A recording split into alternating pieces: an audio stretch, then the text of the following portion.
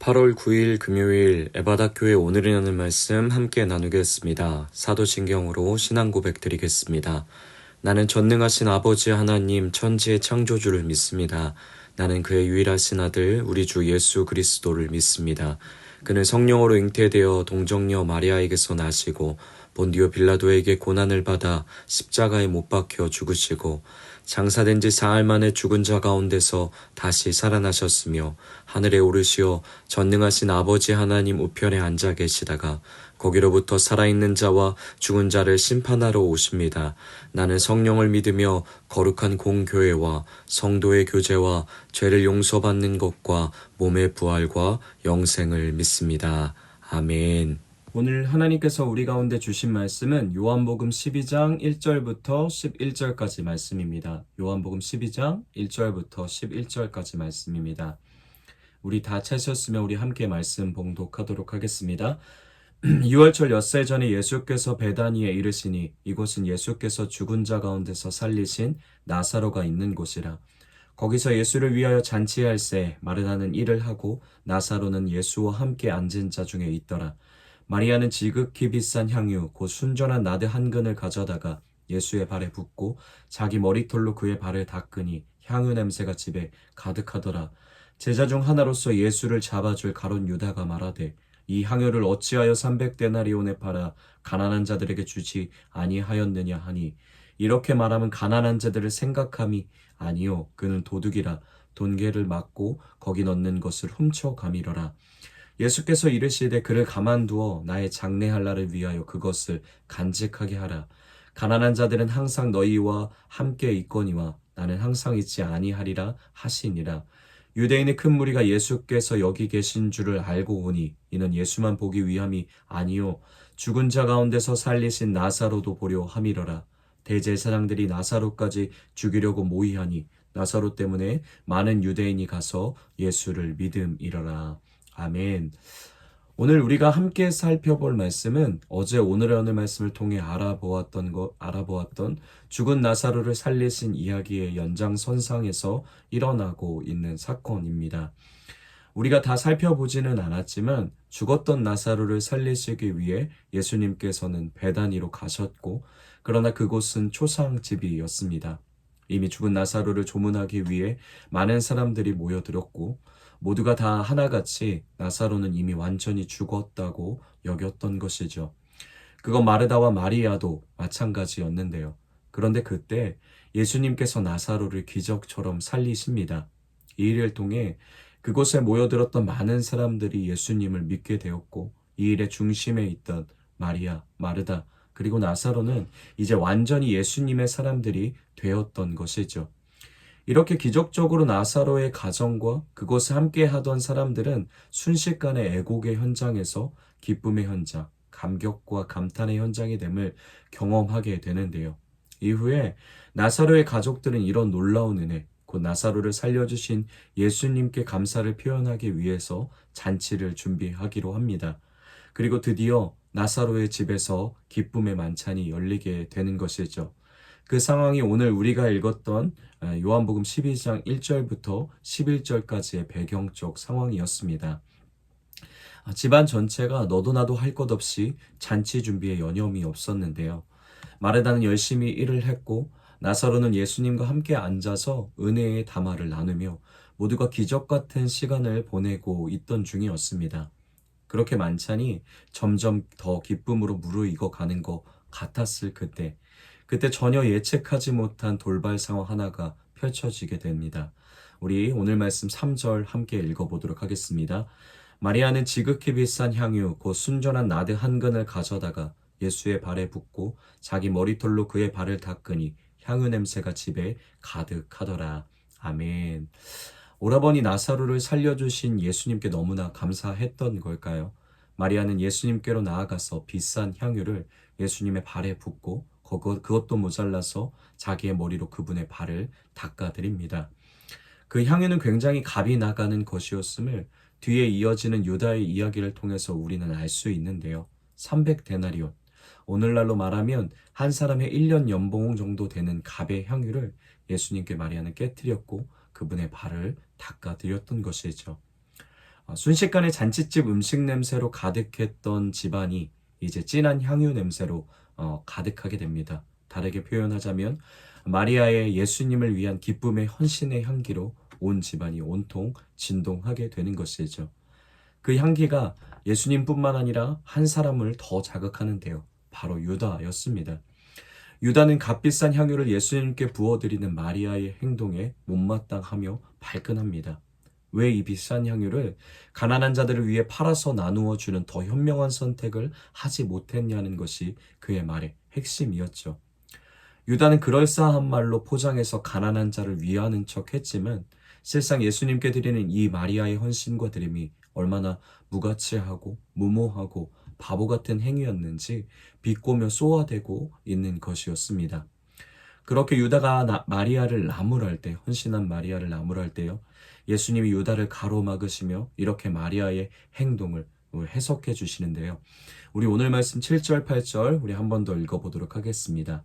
예수께서 이르시되 그를 가만두어 나의 장래할 날을 위하여 그것을 간직하게 하라. 가난한 자들은 항상 너희와 함께 있거니와 나는 항상 있지 아니하리라 하시니라. 아멘. 예수님이 마리아를 쏘아붙이는 유다를 가로막으시며 마리아의 헌신적 행동을 해석해 주십니다. 예수님은 마리아가 지금까지 예수님의 장례를 위해 평생을 들여 향유를 간직해 온 것이고 또 그 장례를 준비하는 마음과 의도로 지금 예수님의 발 앞에 자신의 전부를 깨뜨리는 헌신을 하고 있다고 그 헌신을 해석해 주시고 또 인정해 주시고 또 받아들여 주고 계신 것이죠. 요한복음에서는 나오지 않지만 동일한 사건을 이야기하고 있는 마가복음에서 보면요. 예수님은 이런 마리아의 행동을 온 천하의 복음이 전파되는 곳에 함께 기억되게 하라는 엄청난 위대한 선언을 함께 해주시는 것을 우리는 볼 수 있습니다. 무엇인가 무모해 보이고 저렇게까지 극성맞게 예수님을 위해야 하나? 너무 과한 것 아니야? 라고 할 정도의 헌신을 하는 마리아의 행동을 예수님은 지금 기쁨으로 받아들여주고 계신 것이죠. 뿐만 아니라 마가복음에 의하면 이와 같은 마리아의 헌신을 통하여 하나님 나라의 복음이 증거되는 일을 함께 이루어 가실 것이라고 위대한 축복의 선언을 해주고 계십니다. 여기까지가 우리가 오늘 함께 살펴볼 말씀의 전체적인 내용이었습니다. 오늘도 우리가 오늘 말씀을 통해서 몇 가지 은혜를 기억해 보면 좋겠는데요. 오늘 말씀에서 보면 예수께 드리는 마리아의 헌신을 모두가 다 무모하고 무가치하고 과도한 헌신으로 바라봅니다.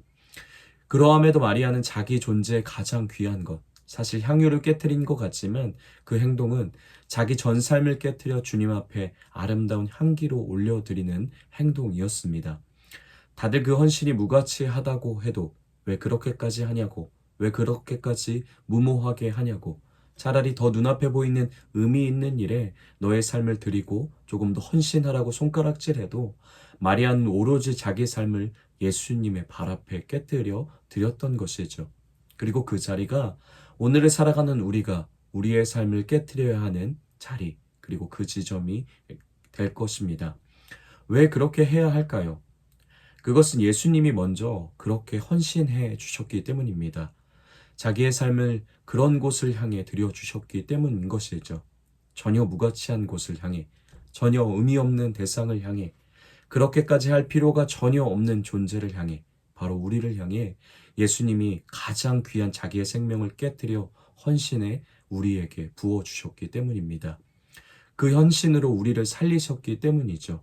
그리고 그 예수님이 우리를 향한 그 무모한 헌신이 죽은 썩은 내만 풍기며 살아갈 수밖에 없는 우리를 살리셔서 예수님을 향한 기쁨의 향기를 내뿜는 존재로 만들어 놓으셨기 때문에 우리는 오늘도 예수님에게만 우리의 모든 삶을 드릴 수 있는 것이죠. 그런 존귀한 사랑의 헌신을 수여받은 우리이기에 우리는 오늘도 세상이 뭐라 하든 주위에서 뭐라고 손가락질을 퍼부어대든 오직 주님을 향해 우리의 가장 존귀한 삶을 깨뜨려 주님께만 헌신하는 자들로 나아가야 할 줄 믿습니다. 그런 아름다운 헌신의 향기로 오늘도 주님이 기뻐하시는 삶의 드림을 살아내는 저와 여러분이 되길 예수님의 이름으로 축복합니다. 한 가지 더 우리가 바라봐야 할 은혜의 지점이 있는 것 같은데요. 오늘 마리아가 주님께 생명을 들여 깨뜨려 드렸던 헌신의 시점을 보면 예수님의 죽음이 얼마 남지 않은 시점에 이루어진 일이었습니다. 오늘 말씀 12장 1절만 봐도 6월절 엿새 전이라고 말하며 예수님의 죽음이 임박했음을 은연중에 드러내 보여주고 있죠. 이미 모두가 피부에 와닿을 만큼 예수님을 죽이려고 하는 사람들의 위협이 거세어져 있었고, 예수님 또한 자기가 죽음을 향해 갈 것을 계속해서 말씀해주고 힘껏 달려가고 계신 시점이었던 거죠. 그래서 이제 예수님을 그토록 따르던 무리들의 마음속에도, 더 나아가 제자들의 마음속에도요, 예수님을 향한 믿음이 점점 더 꺾여가고 있을 시점이었습니다. 그렇게 모두가 이제 여차하면 예수님께 등을 돌릴 준비를 하고 있을 때, 모두에게 자기들도 모르게 그런 불신이 마음속을 지배해 가고 있을 때, 그 시대의 흐름에 역행해서 마리아는 자신의 전부의 삶을 깨뜨려 예수님께 올인하고 있는 것이죠. 모두들 자기들이 지금까지 드린 것들도 하나하나 회수해 가려고 했습니다. 유다와 같이 이 시점에 와 보니까 이 예수란 사람은 도저히 메시아가 아닌 것 같았던 거죠. 그래서 지금까지 따라다닌 것이 내 삶이 너무나 아까우니까 그 시간을 조금이라도 보상받으려고 예수님을 위해 모금되었던 헌금을 손을 대서라도 자기 것을 챙기려고 하는 마음이, 이런 비슷한 마음이 모두를 지배하고 있을 때였습니다. 마리아는 그때 그들과 전혀 다르게 그 시점에 자기의 전 삶을 주님께 올인하고 있는 것이죠. 그럼 그럴 수 있었던 이유가, 힘이 어디에 있었을까요? 그것은 그녀는 주님의 은혜가 얼마나 값진지 그 깨달음이 생생함으로 간직하고 있는 자였기 때문입니다. 죽어서 나흘이 지나 이미 썩은 냄새가 진동하던 오빠를 무덤에서 나오게 해주신 예수님을 맛보아 알았기 때문인 것이죠.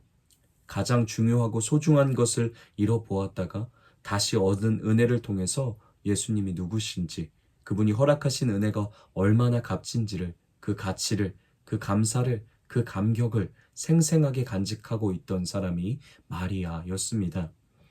위에서 함께 나눴듯 우리가 세상이 뭐라 하든, 주위에서 어떤 손가락질을 하든 주님께만 우리의 삶을 깨트려 드리며 더 수준 높은 헌신으로, 사랑으로, 계속해서 아름다운 드림으로 이어져 갈 수 있는 힘은 우리 안에 어떤 다짐이나 의지로 가능한 것이 아닙니다. 우리가 부르는 찬양의 가사처럼 세상이 흔들리고 사람들은 변해도 오직 믿음으로 주님께만 우리의 삶을 오늘도 드릴 수 있는 힘은, 그 구원의 기쁨이, 그 은혜의 감격이 오늘도 생생하게 우리 삶 속에 쏟아 부어질 때만 가능한 것이죠.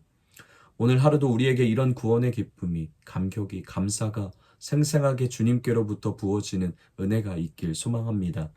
하나님과의 깊은 관계 속에 끊임없이 샘솟게 하시는 은혜의 감격이 날마다 우리가 거한 모든 삶의 걸음 위에서 경험되어질 수 있는 오늘이 되길 소망합니다. 그리고 그 감격을 가지고 오늘도 우리의 삶과 몸을 하나님이 기뻐하시는 거룩한 산 제사로 아낌없이 주님께 올려드릴 수 있는 에바다 교회 성도님들이 되시길 예수님의 이름으로 다시 한번 축복합니다. 우리 말씀을 기억하며 이렇게 함께 기도하면 좋겠는데요. 이렇게 함께 같이 기도하도록 하겠습니다. 어떤 유혹과 방해 속에서도 주님께만 우리의 삶을 온전하게 깨뜨려 아름다운 향기로 올려드리게 하소서라고 우리 말씀을 기억하며 우리 함께 기도하도록 하겠습니다. 우리 가정을 위해서는 구원의 감격이 넘쳐나고 은혜의 가치를 바르게 깨달아 알아가는 가정 되게 하소서라고 가정을 위해 기도하겠습니다.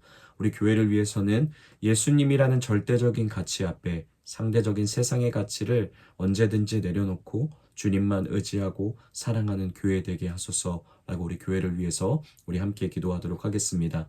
우리 또 다음 세대 여름 사역을 위해 특별히 계속해서 진행 중인 우리 둥글레 프로젝트를 위해서 함께 기도하도록 하겠습니다.